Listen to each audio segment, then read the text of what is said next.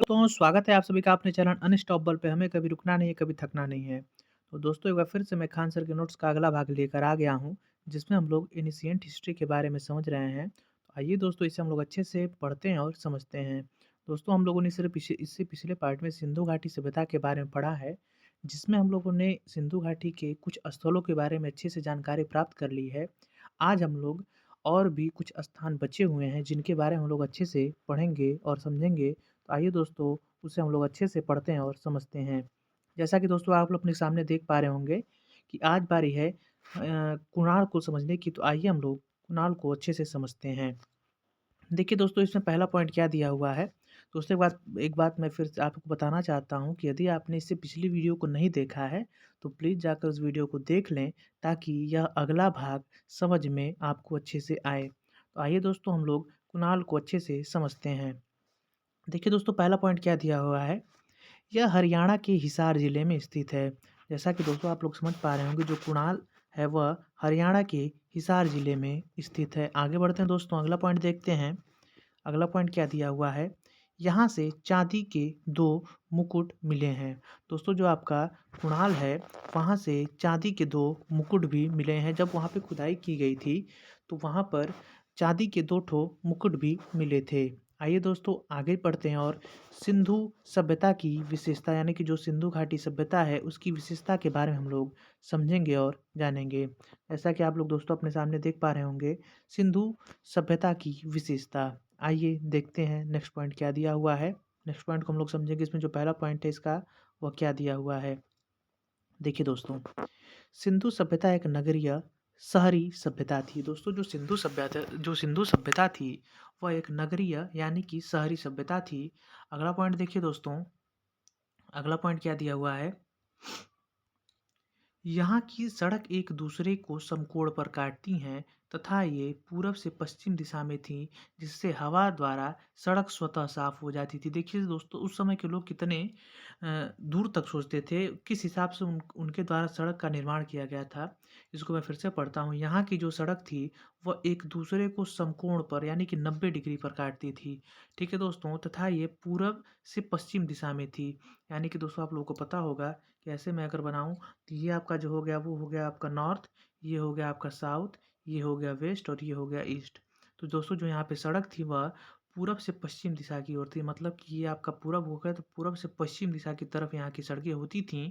यदि इस वजह से यह सड़क होती थी क्योंकि यदि हवा बहे तो जो जितने भी सड़क पर धूल मिट्टी जमा है वह ऑटोमेटिक ही अपने आप हवा से हट जाए। देखिए दोस्तों अगला पॉइंट अब क्या दिया हुआ है।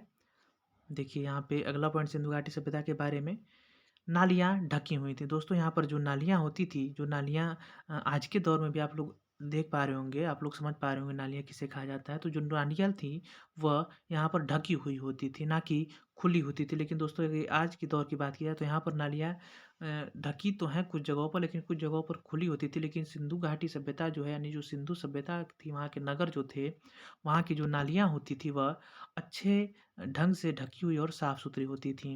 अगला पॉइंट देखिए, अर्थव्यवस्था का मुख्य आधार कृषि था। दोस्तों जो यहाँ पे अर्थव्यवस्था है उसका जो मुख्य आधार था वह कृषि था।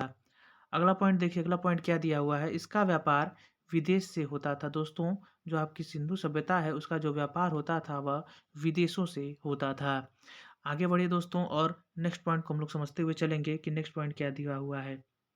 देखिए दोस्तों ये बहुत इंपॉर्टेंट है, आप लोग इसे ध्यान से देखिएगा और समझिएगा। देखिए दोस्तों यहाँ पे लिखा हुआ है क्या है। देखिए ये आपको पॉइंट देखने में देख पा रहे होंगे अच्छे से। देखिए मैं समझाने की कोशिश करता हूँ आप लोगों को। वस्तुओं का आयात किस प्रदेश से, वस्तुओं का आयात और किस प्रदेश से, यानी कि ये इसका कहने का ये तात्पर्य है कि जो चार्ट आप लोग देख रहे होंगे अपने अपने सामने, तो यहाँ पर ये दर्शा रहा है कि यहाँ पे जो सोना चांदी या फिर जितनी वस्तुएं आती थी वो कहाँ कहाँ से और किस प्रदेश से आती थी। तो आइए एक एक करके बारी बारी से इसको हम लोग समझते हुए चलते हैं। देखिए दोस्तों पहला है सोना। तो जो सोना आता था वह अफगानिस्तान से, ईरान से और कर्नाटक से आता था। तो जो यहाँ पर सोना का आयात होता था वह अफगानिस्तान से, ईरान से और कर्नाटक से होता था। अगला देखिए क्या है, अगला है चांदी। जो चांदी होता था दोस्तों वह जो होता था आपका अफगानिस्तान और ईरान से आता था। अगला पॉइंट देखिए, आपका जो तांबा है वह बलूचिस्तान, उसके बाद खेतड़ी, उसके बाद ओमान, यानी कि तीनों स्थान से जो आपका तांबा है उसका आयात होता था। नेक्स्ट देखिए, नेक्स्ट जो है टीन है, जो टीन है उसका जो आयात होता था वह ईरान से होता था और अफ़गानिस्तान से होता था। मुझे उम्मीद है दोस्तों कि आपको समझ में आ गया होगा। आइए एक बार फिर से मैं इसको दोहरा देता हूँ। तो दोस्तों जो आपका सोना था, जो सोना था उसका आयात जो होता था अफ़गानिस्तान, ईरान और कर्नाटक तीनों जगह से होता था। उसी प्रकार जो चाँदी है उसका जो अफ़गानिस्तान और ईरान से होता था। तांबा का बलूचिस्तान, खेतड़ी और ओमान से होता था। टीन का जो है ईरान और अफ़गानिस्तान से व्यापार होता था। आगे बढ़ते हैं दोस्तों, और नेक्स्ट जो चीज़ें हैं उनको हम लोग अच्छे से समझते हुए चलते हैं। देखिए दोस्तों, गोमेद है, जो गोमेद एक प्रकार की वस्तु उसका जो व्यापार होता था वह सौराष्ट्र से होता था। उसी प्रकार आपका जो है लादवर्द है, इसका जो व्यापार होता था वह मेसोपोटामिया से होता था। इसी प्रकार आगे बढ़ते हैं, और जो आपका सोमा है उसका जो व्यापार होता था वह ईरान से होता था। मुझे उम्मीद है दोस्तों कि आपको यह जो चार्ट है वो बहुत अच्छी तरह समझ में आ गया होगा। आइए अब आगे बढ़ते हैं, और सिंधु सभ्यता की समाज 4 वर्गों में बटा हुआ था, इसको हम लोग समझते हुए आगे की तरफ बढ़ेंगे। देखिए दोस्तों, जो सिंधु सभ्यता है उस समय का जो समाज था वह 4 वर्गों में बटा हुआ था। आइए बारी-बारी से हम लोग सबको समझते हुए चलते हैं। देखिए दोस्तों, जो पहला था वह विद्वान था, दूसरा योद्धा था, तीसरा जो आपका व्यापारिक एवं शिल्पकार था, जो चौथा था वह श्रमिक था। आइए इसको हम लोग अच्छे से समझते हुए आगे बढ़ते हैं। मुझे उम्मीद है कि आपको यह समझ में आ रहा होगा। देखिए हम इसको आगे बढ़ाते हुए आपको समझाते हुए चलेंगे धीरे-धीरे। देखिए दोस्तों, पहला पॉइंट क्या दिया हुआ है यहाँ पे, इनका समाज मातृसत्तात्मक था। दोस्तों जो सिंधु सभ्यता है उसका जो समाज था वह मातृसत्तात्मक था, यानी कि यहाँ पर जो माता होती थी उनका यहाँ पर ज़्यादा वर्चस्व था। और जो आज का समाज से अगर तुलना किया जाए तो जो आज का समाज है वह पितृसत्तात्मक है, जबकि जो सिंधु घाटी सभ्यता है उसका जो समाज था वह मातृसत्तात्मक था। आगे देखिए अगला पॉइंट क्या दिया हुआ है, इनकी लिपि भाव चित्रात्मक थी जिसे पढ़ा नहीं गया। इस लिपि को दाएं से बाएं की ओर लिखा जाता था। दोस्तों जो इनकी लिपि थी, लिपि का मतलब जो लिखावट थी वह भाव चित्रात्मक थी, यानी कि सिर्फ भाव देखकर ही, उसकी बनावट को देख कर के ही लोग उसका भाव समझ जाते थे। और इसको पढ़ा नहीं गया है। जो आज के दौर के लोग हैं वो इसे पढ़ नहीं पाए हैं। यहाँ की जो लिपि थी वह भाव चित्रात्मक थी इसी कारण से, और इस लिपि को दाएँ से बाएँ की ओर लिखा जाता है। अमूमन तौर पे दोस्तों यहाँ पे आप लोग देख पा रहे हो, हम लोग बाएँ से दाएँ लिखा जाता है, यानी कि इधर से लेकर इधर लिखा जाता है। जबकि जो सिंधु घाटी सभ्यता है उसकी जो लिपि होती थी वह इधर से लेकर इधर, इधर जो होता है आपका बायाँ होता है और इधर जो होता है आपका दायाँ होता है। मुझे उम्मीद है कि आप लोगों को समझ में आ रहा होगा।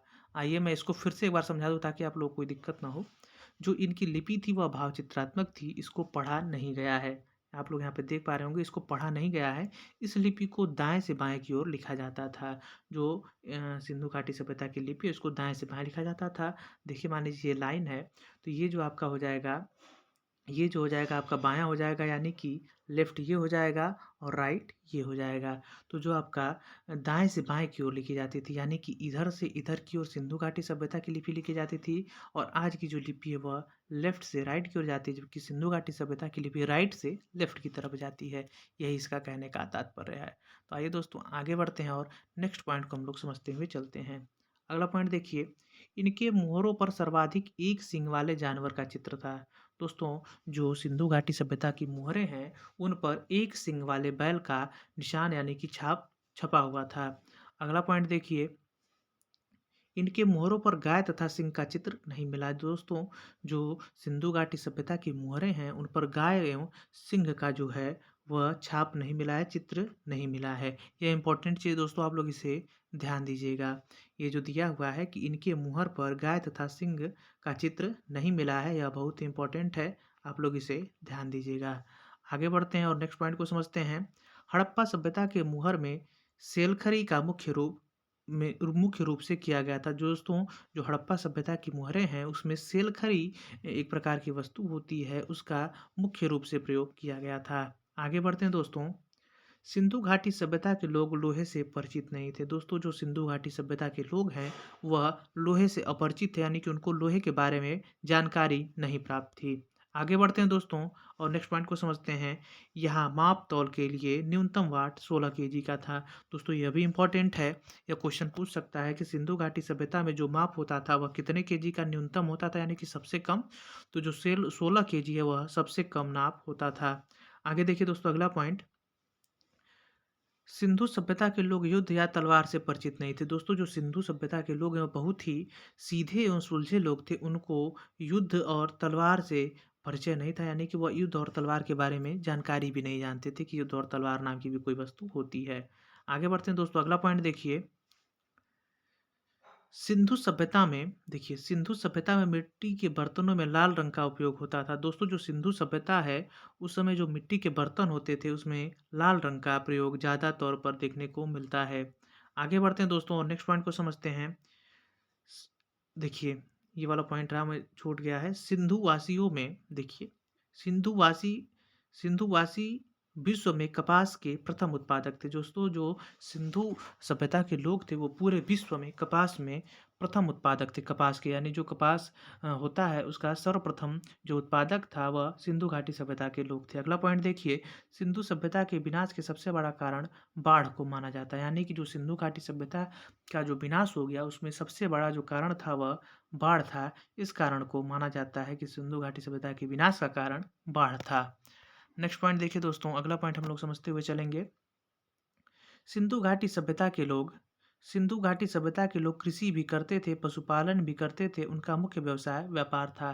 दोस्तों यह इंपॉर्टेंट चीज़ है, ये क्वेश्चन पूछ भी सकता है कि जो सिंधु घाटी सभ्यता के लोग थे वह कृषि भी करते थे और साथ साथ पशुपालन भी करते थे, परंतु जो उनका मुख्य व्यवसाय था वह था उनका मुख्य व्यवसाय जो था वह था व्यापार। तो यह इंपॉर्टेंट चीज़ है, आप लोग इसे ध्यान दीजिएगा। आइए आगे बढ़ते हैं और सिंधु सभ्यता के पतन के कारण में कई लोगों ने अपने अपने विचार को प्रकट किया है, तो आइए इसको हम लोग समझते हुए चलते हैं। देखिए आप लोग के सामने चार्ट या दिख रहा होगा कि क्या लिखा हुआ है। विद्वान इधर है, इधर पतन के कारण है, तो इसके बारे में हम लोग समझते हुए आगे बढ़ते हैं। देखिए दोस्तों, पहला है गार्डन चाइल्ड एवं व्हीलर। इनके द्वारा बताया गया है कि जो सिंधु घाटी सभ्यता के पतन का कारण है वह है, सिंधु घाटी सभ्यता का कारण जो है वह ब्रह्म एवं आर्यों का आक्रमण है। तो दोस्तों जो गार्डन चाइल्ड एवं व्हीलर नामक जो विद्वान है उनका कहना है कि जो सिंधु घाटी सभ्यता है उसके पतन का कारण ब्रह्म है एवं आर्यों का आक्रमण है, इसी वजह से सिंधु घाटी सभ्यता का अंत हुआ है। अगला देखिए, जॉन मार्शल, अर्नेस्ट एवं SR राव, इनके द्वारा बताया गया है कि जो सिंधु घाटी सभ्यता है उसका अंत बाढ़ के कारण हुआ है। अगले विद्वान हैं ऑरेल स्टेन और आपके अमलानंद घोष जी हैं, तो इनके द्वारा बताया गया है जलवायु परिवर्तन, कि जलवायु परिवर्तन से ही सिंधु घाटी सभ्यता का अंत हुआ है। NR सिंहनी जो हैं इनका बताना है कि भूतात्विक परिवर्तन एवं जल प्लावन के कारण सिंधु घाटी सभ्यता का अंत हुआ है। अगला है जॉन मार्शल, इनके द्वारा बताया गया है प्रशासनिक शिथिलता, यानी कि प्रशासनिक शिथिलता के द्वारा उनका प्रशासन सही न होने के कारण सिंधु घाटी सभ्यता का अंत हो गया है। अगला पॉइंट देखिए, के यू आर केनेडी ने बताया है कि प्राकृतिक आपदा मलेरिया और महामारी के कारण से ही सिंधु घाटी सभ्यता का अंत हुआ है।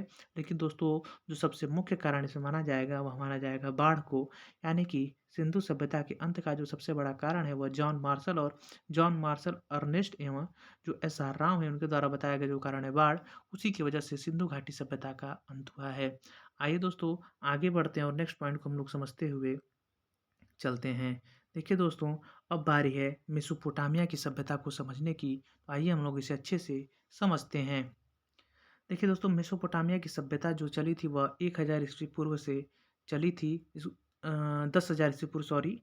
तो देखिए मेसोपोटामिया सभ्यता को हम लोग समझते हुए चलते हैं। इसमें पहला पॉइंट क्या दिया हुआ है, देखिए पहला पॉइंट आप लोग समझते हुए चलिए, इसका विकास इराक के टिग्रिस एवं यूफ्रेटस नदी, दजला फरात नदियों के मध्य हुआ था।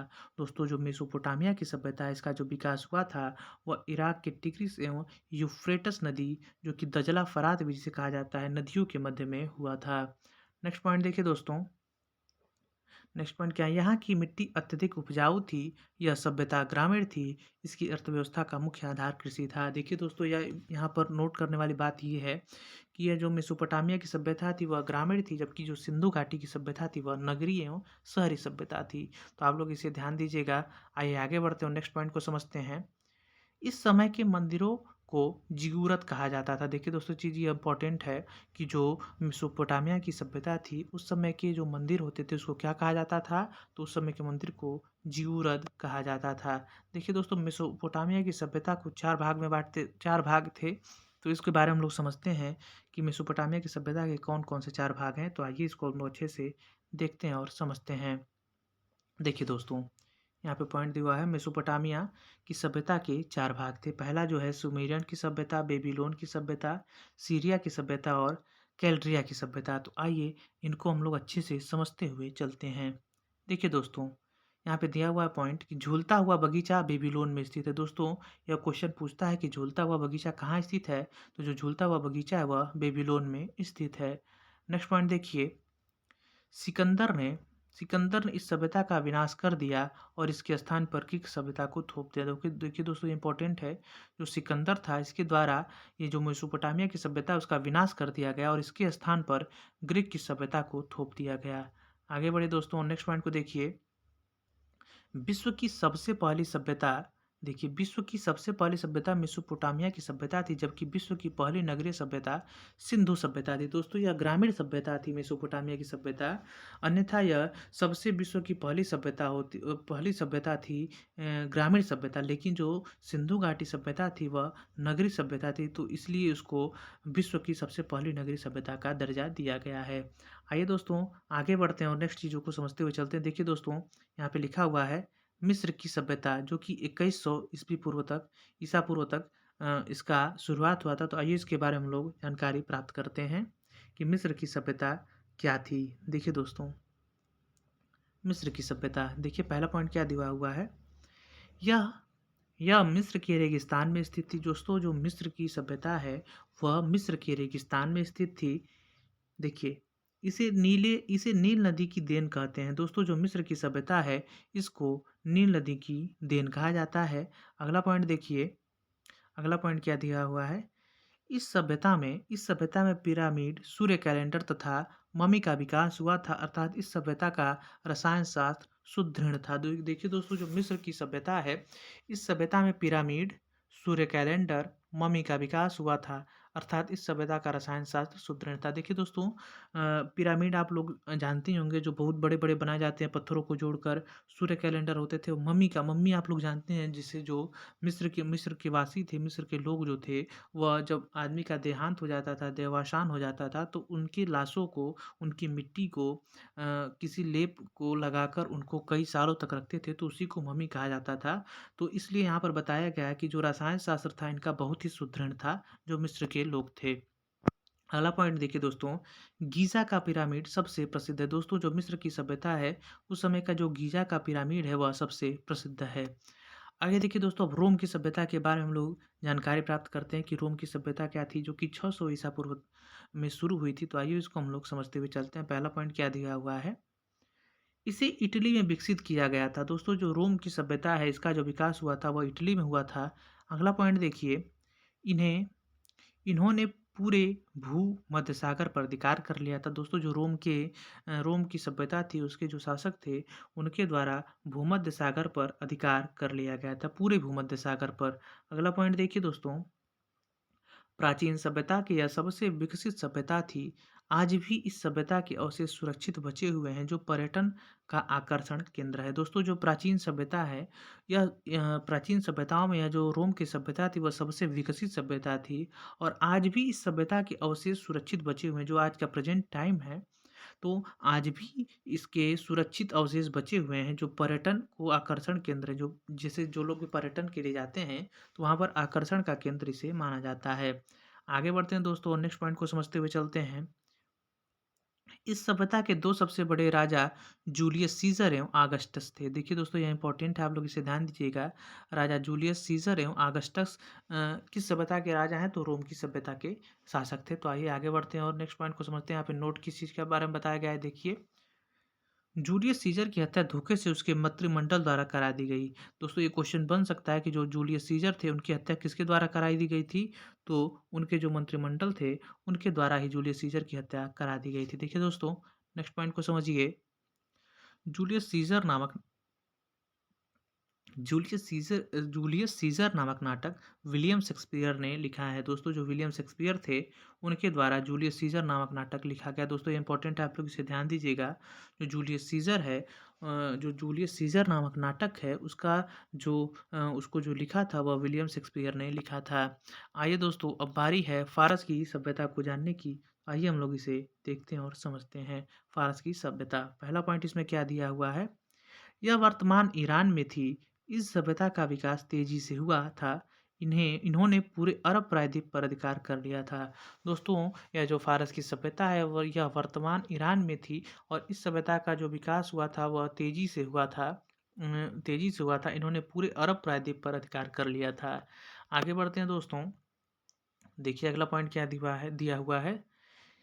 इनकी भाषा फ़ारसी थी तथा पारसी धर्म को मानते थे। दोस्तों, जो फ़ारस के लोग थे, इनकी जो भाषा थी वह फ़ारसी थी और ये लोग पारसी धर्म को मानते थे। अगला पॉइंट देखिए दोस्तों, सिकंदर ने इस धर्म का अंत कर दिया था। दोस्तों, जो सिकंदर था उसके द्वारा ही इस धर्म का अंत कर दिया गया था। आगे बढ़ते हैं दोस्तों, और भी कुछ सभ्यताएँ बची हैं जिनके बारे में हम लोग समझते हैं। देखिए दोस्तों, अब स्पार्टा स्पार्टा आ गया। स्पार्टा के बारे में समझते हैं और यही इसका अंतिम है जो बचा हुआ है पार्ट। उसके बाद हम लोग वन लाइनर क्वेश्चन की तरफ बढ़ेंगे और अच्छे से वन लाइनर क्वेश्चन को पढ़ेंगे। यह जो क्वेश्चन है वह इसी चैप्टर से बनाए गए हैं। तो आइए हम लोग इसको देखते हैं और समझते हैं। देखिए दोस्तों, अब बारी है स्पार्टा को समझने की। स्पार्टा जो होते थे उनके बारे में हम लोग समझेंगे। देखिए पहला पॉइंट क्या दिया हुआ है, सॉरी। स्पार्टा अपने बहादुर सैनिकों के लिए विख्यात थी। यह ग्रीस के पास एक छोटा सा क्षेत्र था। देखिए दोस्तों, जो स्पार्टा था वह अपने बहादुर सैनिकों के लिए विख्यात था। जो स्पार्टा है वह अपने बहादुर सैनिकों के लिए विख्यात है। यह ग्रीस के पास एक छोटा सा क्षेत्र था। दोस्तों, यहाँ के जो सैनिक होते थे वो बहुत ही बहादुर होते थे और यह ग्रीस के पास एक छोटा सा क्षेत्र था, वहीं पर स्थित था। आइए दोस्तों आगे बढ़ते हैं और नेक्स्ट चीज़ों को समझते हुए चलते हैं। देखिए दोस्तों, अगला पॉइंट क्या हुआ है। स्पार्टा के क्षेत्र 300 सैनिक ने लियोनाइडस के नेतृत्व में। देखिए दोस्तों, मैं इसको फिर से पढ़ता हूँ। स्पार्टा के मात्र 300 सैनिक ने लियोनाइडस के नेतृत्व में ग्रीस के 2000 सैनिकों को मात दे दी थी। दोस्तों, जो स्पार्टा के मात्र 300 सैनिक थे, आप लोग इसे ध्यान से देखिएगा। जो स्पार्टा थे उसके सिर्फ 300 सैनिक थे और जो लियोनाइडस थे उनके नेतृत्व में जो ग्रीस थे उसके 2000 सैनिक थे, उनको स्पार्टा के सैनिकों द्वारा मात दे दी गई थी। यानी कि उनको हरा दिया गया था। सिर्फ 300 सैनिक मिलकर स्पार्टा के 2000 सैनिक को हरा दिए थे जो ग्रीस के सैनिक थे। अगला पॉइंट देखिए दोस्तों, अगला पॉइंट समझते हैं हम लोग। ग्रीस की ग्रीस की विशाल सेना का नेतृत्व जर्कसीज कर रहा था। जो दोस्तों, जो ग्रीस की सेना है जो जिसमें 2000 सैनिक थे उसका जो नेतृत्व कर रहा था वो जर्कसीज कर रहा था। जबकि अगला पॉइंट देखिए, जर्कसीज ने धोखे से स्पार्टन को हरा दिया। दोस्तों, जो जर्कसीज था उसने धोखे से स्पार्टन्स को हरा दिया था। दोस्तों, जो 2000 सैनिक थे उनको मात दे दिए थे स्पार्टा वाले सैनिकों ने, लेकिन जो जर्कसीज था जो कि ग्रीस के सेना का नेतृत्व कर रहा था उसने धोखे से स्पार्टन्स को हरा दिया था। आगे बढ़ते हैं दोस्तों और नेक्स्ट पॉइंट को समझते हुए चलते हैं। देखिए, पीली नदी की सभ्यता, यह भी बहुत प्रसिद्ध सभ्यता है। इसको हम लोग समझते हुए आगे की तरफ बढ़ेंगे।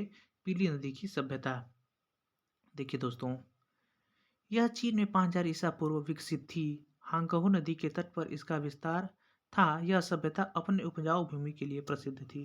दोस्तों, जो पीली नदी की सभ्यता है यह चीन में 5000 ईस्वी पूर्व में विकसित हुई थी और हांगहो नदी के तट पर इसका विस्तार हुआ था। यह सभ्यता अपने उपजाऊ भूमि के लिए प्रसिद्ध थी।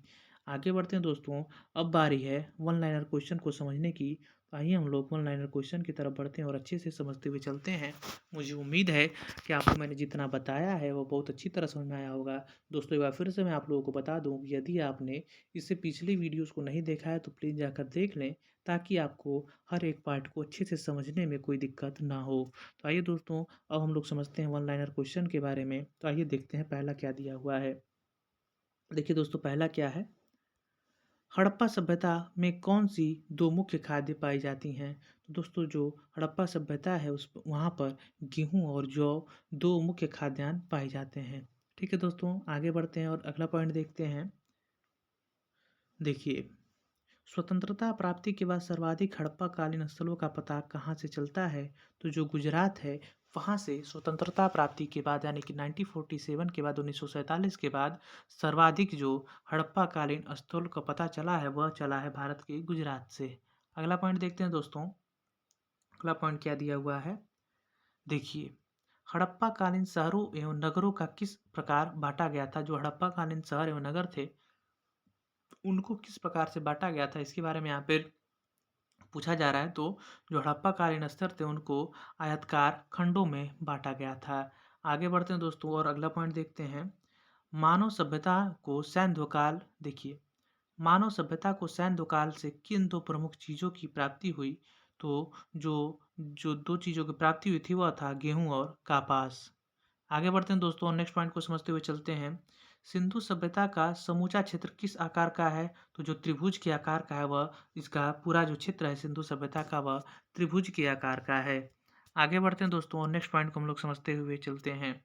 देखिए अगला पॉइंट, हड़प्पा सभ्यता का पूरा क्षेत्रफल कितना है? तो जो हड़प्पा सभ्यता उसका पूरा क्षेत्रफल देखिए यहाँ पे लिखा 1299600।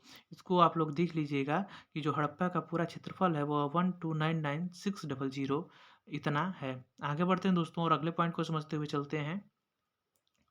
अब तक हड़प्पा संस्कृति के लगभग कितने स्थलों का पता लग चुका है? तो दोस्तों जो 100 स्थल हैं उनका अब तक पता लग चुका है हड़प्पा के। आगे बढ़ते हैं दोस्तों और नेक्स्ट पॉइंट को हम लोग समझते हुए चलेंगे कि इसमें क्या क्या महत्वपूर्ण चीज़ें दी हुई हैं। तो देखिए दोस्तों आप लोगों के समक्ष आ गया पॉइंट, हड़प्पा संस्कृति की मुख्य विशेषता क्या थी? तो नगर योजना प्रणाली। दोस्तों जो हड़प्पा के नगर योजना थी, उस वह प्रणाली जो थी वह मुख्य जो सांस्कृतिक विशेषता थी वह नगर योजना प्रणाली थी। अगला देखिए, अगला दिया है मोहनजोदड़ो का सबसे महत्वपूर्ण सार्वजनिक स्थल जो था वह था विशाल स्नानागार। यानी कि सार्वजनिक मतलब कि यहाँ पर सभी लोग एक साथ इकट्ठा होकर कुछ जो कार्य होते थे, मांगलिक कार्य होते थे या फिर कोई भी त्योहार होता था उसका सेलिब्रेशन करते थे। तो जो विशाल स्नानागार था वहाँ पर सभी लोग इकट्ठा होकर करते, तो इसलिए यहाँ पर महत्वपूर्ण सार्वजनिक स्थल के बारे में बताया गया है। तो वह था विशाल स्नानागार। अगला पॉइंट देखिए दोस्तों, मोहनजोदड़ो की सबसे बड़ी इमारत कौन सी है? तो जो अन्नागार है वह मोहनजोदड़ो की सबसे बड़ी इमारत है। अगला देखिए दोस्तों, अगला पॉइंट देखते हैं। हड़प्पा हड़प्पा लोग किससे बने हल का प्रयोग करते थे? तो जो लकड़ी के बने हल होते थे उसका प्रयोग हड़प्पा वासी किया करते थे, लकड़ी के बने हल का। अगला पॉइंट देखिए दोस्तों, सबसे पहले कपास पैदा करने का श्रेय किन लोगों को जाता है? तो सिंधु निवासियों को सबसे पहले कपास यानी कि जो कपास होता था, कपास के कपड़े बनते थे, उनको पैदा करने का जो श्रेय जाता था वह सिंधु निवासियों को जाता था। सिंधु घाटी के जो लोग थे उनके द्वारा ही सर्वप्रथम कपास का उत्पादन किया गया था। अगला पॉइंट देखिए, कपास को यूनान यूनान के लोग किस नाम से पुकारते थे? तो जो सिंडन नाम थे उसके नाम से जो यूनान के लोग थे वह कपास को पुकारते थे। अगला देखिए, बुने हुए सूती कपड़ों का एक टुकड़ा कहाँ से मिला है? तो मोहनजोदड़ो से बुने हुए सूती का एक कपड़ा का टुकड़ा मिला है। आगे देखिए दोस्तों, मेसोपोटामिया अभिलेखों में सिंधु क्षेत्र का प्राचीन नाम क्या पाया जाता है? तो मेलुहा जो है वह मेसोपोटामिया अभिलेख में सिंधु क्षेत्र का प्राचीन नाम पाया जाता है। या दोस्तों इंपॉर्टेंट क्वेश्चन बन सकते हैं, आप लोग इसे ध्यान से पढ़िएगा और समझिएगा। देखिए दोस्तों, हड़प्पा संस्कृति के लगभग सभी मकान किस आकार में पाए पाए गए हैं? तो आयताकार आकार में जो हड़प्पा संस्कृति के लगभग सभी मकान हैं वह पाए गए हैं। आगे बढ़ते हैं दोस्तों, देखिए दोस्तों, देखिए अगला पॉइंट, हड़प्पा नगर की संरचना कितने किलोमीटर के घेरे में फैली हुई है? तो 5 किलोमीटर में हड़प्पा नगर है उसकी संरचना फैली हुई है। अगला पॉइंट देखिए, ऐसा कौन सा स्थल है जहाँ से उत्तर हड़प्पाई अवस्था में पकाई हुई ईंटों का प्रमाण मिला है? तो जो भगवानपुरा है वहाँ से उत्तर हड़प्पाई अवस्था में पकाई गई ईंटों का प्रमाण मिला है। अगला पॉइंट देखिए दोस्तों, देखिए चावल के उत्पाद के साक्ष्य कहाँ से प्राप्त होते हैं? तो दोस्तों देखिए आगे बढ़ते हैं और देखते हैं कि चावल के उत्पाद के साक्ष्य कहाँ से प्राप्त होते हैं। देखिए यहाँ पर इसका आंसर लिखा हुआ है, आप लोग देख पा रहे होंगे। तो जो आपका रंगपुर है वहाँ से, रंगपुर एवं लोथल से चावल के उत्पाद के साक्ष्य प्राप्त हुए हैं। अगला पॉइंट देखिए दोस्तों, भारत में सबसे बड़ा हड़प्पा कालीन स्थल था, तो जो था वह था धौलावीरा। आगे बढ़ते हैं दोस्तों और देखते हैं अगला पॉइंट। देखिए, एकमात्र हड़प्पा कालीन स्थल जो त्रिस्तरीय था वह था धौलावीरा। ठीक है दोस्तों, आगे बढ़ते हैं और देखते हैं अगला पॉइंट क्या दिया हुआ है। हड़प्पा की ज़्यादातर मोहरें किस प्रकार की होती थीं? तो जो हड़प्पा की ज़्यादातर मोहरें होती थीं, वह होती थी वर्गाकार। अगला देखिए दोस्तों, किस किस व्यक्ति ने हड़प्पा एवं मोहनजोदड़ो को एक विस्तृत साम्राज्य की जुड़वा राजधानी कहा है? तो जो पिंगट था उसके द्वारा हड़प्पा एवं मोहनजोदड़ो को एक विस्तृत साम्राज्य की जुड़वा राजधानी कहा गया था। दोस्तों ये जो बातें हैं हम लोगों ने इसको पिछले वीडियो में पढ़ रखा है। यदि आपने उसे नहीं देखा है तो प्लीज़ जाकर देख लें, ताकि आपको यह समझने में कोई भी दिक्कत ना हो। आइए दोस्तों आगे बढ़ते हैं और नेक्स्ट क्वेश्चन को हम लोग समझते हुए चलते हैं। नेक्स्ट क्वेश्चन क्या दिया हुआ है, आइए देखते हैं इसको। देखिए यहाँ पे लिखा हुआ है, किन पुराविदों की मान्यता है कि सिंधु सभ्यता की उत्पत्ति मेसोपोटामिया की सुमेरिया सभ्यता से हुई थी? तो यह जो बातें कही हैं वह कही हैं sir John Marshall, garden child और व्हीलर के द्वारा यह बातें कही गई हैं। आगे बढ़ते हैं, नेक्स्ट पॉइंट को समझते हैं। देखिए यहाँ पे लिखा हुआ है, सिंधु सभ्यता के लोग किस धातु से परिचित नहीं थे? तो जो लोहा था उससे सिंधु सभ्यता के लोग परिचित नहीं थे। आगे बढ़ते हैं, नेक्स्ट पॉइंट को समझते हैं। किन सैन्य स्थलों से यज्ञ वैदिक प्राप्त होती है? तो जो लोथल एवं कालीबंगा है, वहाँ से वहाँ के स्थलों से यज्ञ वेदियों का प्राप्त होता है। यज्ञ वेदी मतलब कि वहाँ पे यज्ञ हुए होंगे, उसके अवशेष प्राप्त होते हैं। आगे बढ़ते हैं दोस्तों। अब देखिए अगला पॉइंट क्या है, सैन्य सभ्यता के किस स्थल से सैन्य सभ्यता किस स्थल से घोड़े की हड्डियों का प्रमाण मिलते हैं? तो जो सुरकोटदा है वहाँ से वहाँ से घोड़े की हड्डियों के प्रमाण प्राप्त होते हैं। आगे बढ़ते हैं दोस्तों।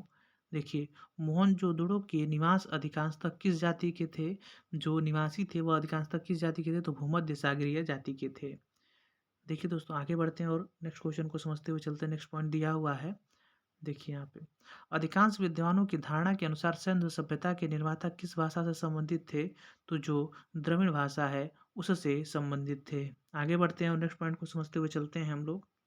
मुझे उम्मीद है कि आपको यह समझ में आ रहा होगा। आइए देखते हैं अगले पॉइंट को। देखिए अगला पॉइंट दिया हुआ है, सैन्य स्थलों में किस जगह पर सर्वप्रथम कृषि के साक्ष्य उपलब्ध होते हैं? तो जो मेहरगढ़ है वहाँ पर सर्वप्रथम कृषि के साक्ष्य उपलब्ध होते थे। अगला देखिए, सिंधु सभ्यता के सिंधु सभ्यता के एक स्थल को स्तूप टीला की संज्ञा दी गई है क्योंकि उस स्थल पर एक कुषाणकालीन स्तूप प्राप्त हुआ है। वह स्थल है तो जो मोहनजोदड़ो है, उसी को यहाँ पर वहीं पर जो स्तूप टीला की जो संज्ञा दी गई है वहाँ मोहनजोदड़ो को ही दी गई है। आगे बढ़ते हुए नेक्स्ट पॉइंट को समझते हैं। देखिए दोस्तों, यहाँ पे लिखा हुआ है, सिंधु संस्कृति के अंतर्गत प्रायः सभी मकान पीछे की गली में खुलते थे, परंतु इसका एक अपवाद कौन सा स्थल है? तो वह है लोथल, जहाँ पर जो आपके मकान के जो दरवाजे होते थे वह रोड की तरफ खुलते थे, जबकि जो अन्य स्थल है वहाँ पर दरवाजे रोड से विपरीत दिशा में खुलते थे। तो यह यहाँ पर एक अपवाद की तरह लोथल जो स्थान है वह था। आगे बढ़ते हैं दोस्तों। देखिए पॉइंट, किस स्थल पर फर्श के निर्मित अलंकृत ईंटों का प्रयोग किया गया था? तो जो कालीबंगा है वहाँ पर फर्श के निमित्त में अलंकृत ईंटों का प्रयोग देखने को मिलता है। देखिए अगला पॉइंट क्या लिखा हुआ है, सैन्य सभ्यता को देखिए, सैन्य सभ्यता का एक ऐसा कौन सा पुरातात्विक स्थल है जो पुरातात्विद के मतानुसार 7 बार उजड़ कर बसा था? तो जो मोहनजोदड़ो है वहाँ पर ऐसे अवशेष प्राप्त होते हैं जिससे पता चलता है कि यह 7 बार उजड़ कर फिर से बसाया गया था। आगे देखिए दोस्तों अगला पॉइंट क्या लिखा हुआ है, इसको हम लोग समझते हुए चलेंगे। देखिए, जिस टीले पर हड़प्पा का दुर्ग बना है उसे व्हीलर ने किस नाम से पुकारा है? तो जिस टीले पर हड़प्पा का दुर्ग बना है उसे माउंट एबी के नाम से जो आपका व्हीलर है उसके द्वारा पुकारा गया है। अगला देखिए, किस किस इतिहासकार का मत है कि सिंधु सभ्यता विदेशी आक्रमण व आर्यों के आक्रमण से नष्ट हुई है? तो जो आपके गार्डन चाइल्ड हैं और व्हीलर हैं इनके द्वारा बताया गया है कि जो आपकी सिंधु सभ्यता है वो विदेशी आक्रमण व आर्यों के आक्रमण से नष्ट हुई है। अगला पॉइंट देखिए दोस्तों। देखिए यहाँ पर, किस इतिहासकार ने कहा है कि जलवायु में हुए परिवर्तन के कारण यह सभ्यता नष्ट हुई है? तो जो ऑरेल स्टाइन है उनके द्वारा बताया गया है कि यह जो सिंधु घाटी सभ्यता है वह जलवायु में हुए परिवर्तन के कारण नष्ट हुई है। अगला पॉइंट देखते हैं दोस्तों। मानव समाज विलक्षण है क्योंकि यह मुख्यतः मुख्यतः आश्रित है संस्कृति पर। दोस्तों यह बताया गया है कि जो मानव समाज है वह विलक्षण है यानी कि अलग है, क्योंकि वह मुख्यतः आश्रित है संस्कृति पर। आइए दोस्तों कुछ और इम्पोर्टेंट क्वेश्चन इसे हम लोग समझते हुए चलेंगे। कुछ या अंतिम ही आपका पेज बचा हुआ है, आइए इसको हम लोग अच्छे से समझते हुए चलते हैं। देखिए दोस्तों पॉइंट क्या दिया हुआ है, पहला पॉइंट हम लोग समझेंगे। पहला पॉइंट ये रहा, देखिए इसको समझेंगे हम लोग। सिंधु घाटी सभ्यता के आर्यों से पूर्व रखे जाने का महत्वपूर्ण कारण है वह क्या है? जो सिंधु घाटी सभ्यता है उसको आर्यों से पूर्व रखे जाने का महत्वपूर्ण जो कारण है वह है मृदभांड। आइए दोस्तों आगे बढ़ते हैं और नेक्स्ट पॉइंट को समझते हैं। इसको यह बताया गया है कि जो सिंधु घाटी सभ्यता है उसको आर्यों से पहले रखा गया है, इसका जो सबसे बड़ा कारण है वह है मृदभांड। आइए नेक्स्ट चीज़ों को समझते हैं। नेक्स्ट पॉइंट क्या है, देखिए। भारतीय पुरातत्व के सर्वेक्षण विभाग के महानिदेशक सर जॉन मार्शल के निर्देश में राय बहादुर दयाराम साहनी ने पंजाब वर्तमान पाकिस्तान के मांटगोमरी जिले में रावी नदी के तट पर स्थित हड़प्पा का अन्वेषण किया था सन 1921 में। दोस्तों जो कि हम लोगों ने पढ़ लिया है कि सन 1921 ईस्वी में जो आपके दयाराम साहनी हैं उनके नेतृत्व में हड़प्पा की खुदाई हुई थी। आइए आगे बढ़ते हैं, नेक्स्ट पॉइंट को हम लोग समझते हुए चलते हैं। देखिए दोस्तों अगला पॉइंट क्या दिया हुआ है, सर जॉन मार्शल ने सर्वप्रथम इसे नाम दिया सिंधु सभ्यता का। दोस्तों जो सर जॉन मार्शल है उनके द्वारा ही सर्वप्रथम इसे सिंधु सभ्यता का नाम दिया गया। अगला पॉइंट देखिए दोस्तों, रंगपुर जहां हड़प्पा के समकालीन सभ्यता थी वह है सौराष्ट्र गुजरात में। दोस्तों जो आपकी रंगपुर है जहां हड़प्पा की समकालीन सभ्यता थी, वह जो सभ्यता है थी वह सौराष्ट्र के गुजरात में स्थित थी। अगला देखिए अगला पॉइंट क्या दिया हुआ है, दधोरी एक परवर्ती हड़प्पीय पुरास्थल है जो कि पंजाब का स्थल है। आगे बढ़ते हैं, नेक्स्ट पॉइंट को हम लोग समझते हुए चलते हैं। देखिए दोस्तों अगला पॉइंट क्या दिया हुआ है, सिंधु घाटी सभ्यता का पत्तन नगर था जो था वह था लोथल। यह लोथल बहुत ही इंपॉर्टेंट दोस्तों, आप लोग इसे ध्यान दीजिएगा। अगला देखिए, सिंधु घाटी के लोग विश्वास करते थे मातृशक्ति में, क्योंकि जो सिंधु घाटी सभ्यता थी वह मातृसत्तात्मक सभ्यता थी। देखिए चनहूदड़ों के उत्खनन का निर्देश किया था G.H. मैकी के द्वारा, उसके उत्खनन का निर्देश किया गया था। इनकी इनके निर्देशन में G.H. मैकी के निर्देशन में चनहूदड़ों का उत्खनन हुआ था। अगला देखिए, हड़प्पा का उत्खनन करने वाला प्रथम पुरातात्विक जो इसके महत्व को नहीं समझ पाया था वह था A.K. कनिंघम। यानी कि यहाँ पर उत्खनन कराया था लेकिन इसके महत्व को समझ नहीं पाया था। आगे बढ़ते हैं दोस्तों, और इम्पोर्टेंट चीज़ हम लोग समझते हुए चलेंगे आगे। देखिए, हाथी के दांत का पैमाना हड़प्पीय संदर्भ में मिला है, वह मिला था लोथल से। अगला पॉइंट देखिए दोस्तों, हड़प्पा स्थल सनौली के अभी हाल में उत्खनन से प्राप्त हुआ है वह मानव समाधान है। जो आपका सनौली एक स्थान है वहीं पर हाल ही में अभी उत्खनन से प्राप्त हुआ था वह था मानव समाधान, यानी कि मानव का जो मिट्टी होती है, कंकाल होता है, उसका यहाँ से प्राप्ति हुआ था। जो सनौली है स्थान वहीं से। आगे देखिए दोस्तों, जो सनौली स्थान है वहीं से प्राप्त हुआ था। अगला पॉइंट देखिए, जिस पशु के अवशेष सिंधु घाटी सभ्यता से प्राप्त नहीं हुए हैं वह है शेर तथा गाय। यानी कि शेर और गाय के अवशेष सिंधु घाटी सभ्यता से प्राप्त नहीं हुए हैं। देखिए दोस्तों अगला पॉइंट समझते हैं, और यह जो है वह लास्ट पॉइंट है। देखिए, सिंधु सभ्यता जो नील नदी के तट पर पनपी वह थी मिस्र की सभ्यता। देखिए सॉरी, वह सभ्यता जो नील नदी के तट पर पनपी वह थी मिस्र की सभ्यता। मैं सॉरी यहाँ पे सिंधु सभ्यता बोल दिया था। तो जो सभ्यता नील नदी के तट पर पनपी थी वह थी मिस्र की सभ्यता। आई होप आप लोगों को यह वीडियो बहुत अच्छा लगा होगा। दोस्तों यदि आपको यह वीडियो बहुत अच्छा लगा तो आप लोग प्लीज़ कमेंट बॉक्स में बताएं कि आपको यह वीडियो समझ में आया या नहीं आया। अगर नहीं आया तो मैं पूरी कोशिश करूंगा कि ताकि आप लोग को यह वीडियो अच्छे से समझ में आए। यदि आपको वीडियो अच्छी लगी तो प्लीज़ चैनल को सब्सक्राइब करें, वीडियो को लाइक कर दें। Thank you so much.